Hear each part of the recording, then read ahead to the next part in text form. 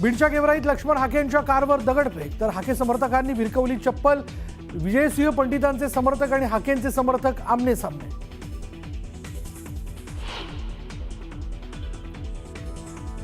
आरक्षण न दिल्यास तुमचं सरकार उलथवून टाकू, फडणवीसांना फक्त आज आणि उद्याची संधी। मनोज जरांगेंचा सरकारला इशारा, मुंबईला निघण्यासाठी विशेष रथही तयार।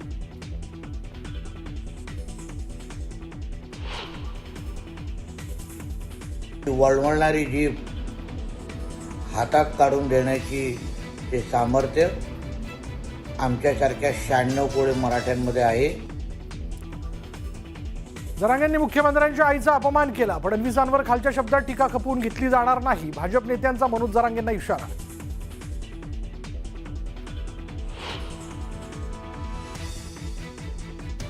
मुख्यमंत्री फडणवीसांच्या आईवर अपशब्द काढले नाहीत, ओघात बोललो असेल तर शब्द मागे घेतो, मनोज जरांगेंचं स्पष्टीकरण।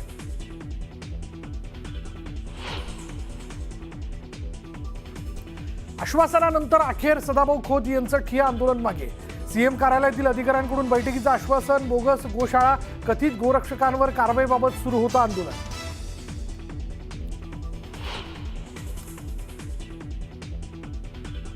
प्रांजल खेवलकर प्रकरणात रोहिणी खडसेंच्या अडचणी वाढण्याची शक्यता, पुरावे नष्ट केल्याच्या आरोपावरून रोहिणी खडसेंविरोधात गुन्हा दाखल होण्याची शक्यता।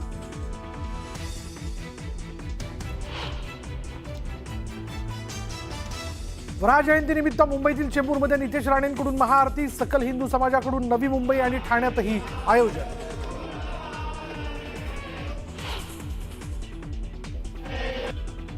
त्यांनी घरात मस्त 2-4 डुकरं बांधावी, वराहाला डुक्कर असं म्हणतात, आणि रोज आरती करावी।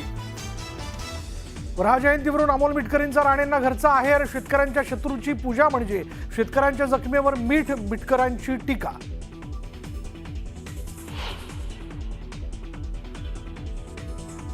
डीजेऐवजी बाहेरगावचे बँड लावा, पैसे कमी पडले तर माझी बॅग उघडीच आहे। मंत्री संजय शिरसाटांच्या विधानानं नव्या वादाला तोंड फुटण्याची शक्यता।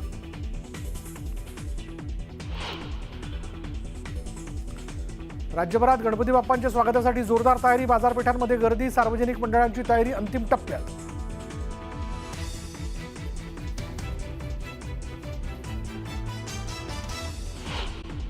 तर बातम्यांचा घेऊया वेगवान आढावा। देवेंद्र फडणवीसांना 2 दिवसांची संधी देतो, 2 दिवसात आरक्षण द्या, मुंबईला येण्याची गरज भासणार नाही असं मनोज जरांगे पाटलांनी म्हटलंय।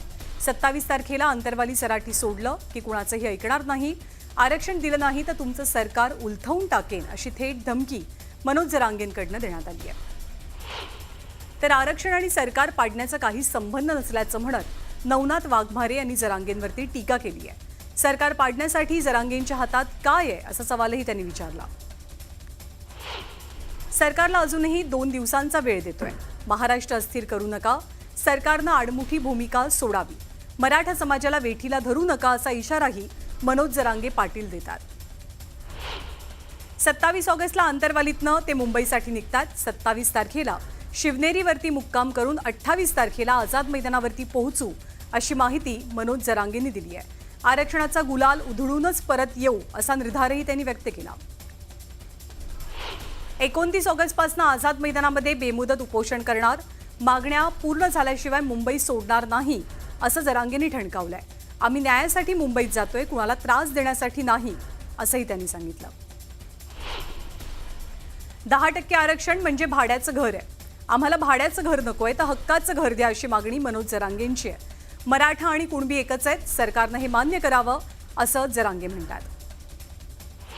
तर परळीमध्ये चलो मुंबई या आशयाचे भले मोठे होर्डिंग्स झळकतात आणि याच होर्डिंगवरती मस्साजोगचे दिवंगत सरपंच संतोष देशमुखांचा फोटो सुद्धा लावला गेलाय। मराठा समन्वयक अमित घाडगे पाटील यांनी परळीमध्ये राणी लक्ष्मीबाई चौकात लावलेले होर्डिंग्स सध्या चर्चेचा विषय आहेत। मनोज जरांगे पाटील 29 तारखेला मुंबईमध्ये आंदोलन करणार आहेत। या आंदोलनाला परवानगी देऊ नये अशी मागणी गुणरत्न सदावर्तेंची आहे। या आंदोलनामुळे ऐन गणेशोत्सवात कायदा सुव्यवस्थेची स्थिती निर्माण होऊ शकते असा दावाही सदावर्तेंनी केलाय। लातूरमध्ये शरद पवारांच्या राष्ट्रवादीकडनं मंडल यात्रा काढण्यात आली। यावेळी राजापूरकरांनी जरांगेंना दिल्लीमध्ये जाऊन आंदोलन करा असा सल्ला दिलाय। तर ओबीसी आरक्षणाला धक्का लावू नये असंही ते म्हणतात।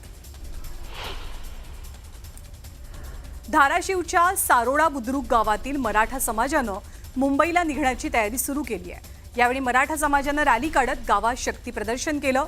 दरम्यान मुंबईतील 29 ऑगस्टच्या आंदोलनामध्ये हे सर्व मंडळी सहभागी होतात. मनोज जरांगेंनी मुख्यमंत्र्यांच्या आईचा अपमान केल्याचा आरोप भाजप नेत्यांचा आहे. देवेंद्र फडणवीसांवरती खालच्या शब्दात टीका खपवून घेतली जाणार नाही असा इशाराही भाजप नेत्यांनी जरांगेंना दिलाय. मुख्यमंत्री देवेंद्र फडणवीसांच्या आईबद्दल आपण अपशब्द काढले नसल्याचं वक्तव्य जरांगेंनी केलंय. ओघात बोललो असेल तर शब्द मागे घेतो असंही त्यांनी स्पष्ट केलं. पुण्यामध्ये सदाभाऊ खोतांना धक्काबुक्कीचा प्रयत्न झाला. न्यूज 18 लोकमतच्या कार्यक्रमात सहभागी झाल्यावरती ही घटना घडली. खोत हे गोरक्षकांच्या विरोधात भूमिका मांडल्यामुळे त्यांना धक्काबुक्की करण्यात आली.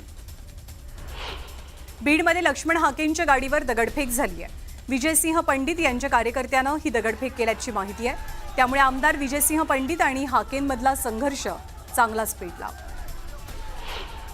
भाजपच्या मुंबई अध्यक्षपदी अमित साटम यांची निवड झाली आहे. भाजप प्रदेशाध्यक्ष रवींद्र चव्हाण यांच्याकडनं अमित साटम यांच्या नावाची घोषणा करण्यात आली. मुंबई महानगरपालिका निवडणुकांच्या पार्श्वभूमीवर भाजपनं केलेली ही घोषणा महत्त्वाची मानली जाते. अमित साटम यांना मुंबईच्या प्रश्नांची जाण आहे. येत्या काळात साटम यांच्या नेतृत्वात भाजप मुंबईत घोडदौड करेल आणि ती घोडदौड राखेलही. साटम यांच्या नेतृत्वात मुंबई पालिकेत महायुतीची सत्ता येईल असा विश्वास मुख्यमंत्री देवेंद्र फडणवीसांनी व्यक्त केला आहे. शहापूरमध्ये भाजपनं महाविकास आघाडीला धक्का दिला. माजी केंद्रीय मंत्री कपिल पाटील यांच्या नेतृत्वात मोठ्या संख्येत पदाधिकाऱ्यांनी भाजपत प्रवेश केला.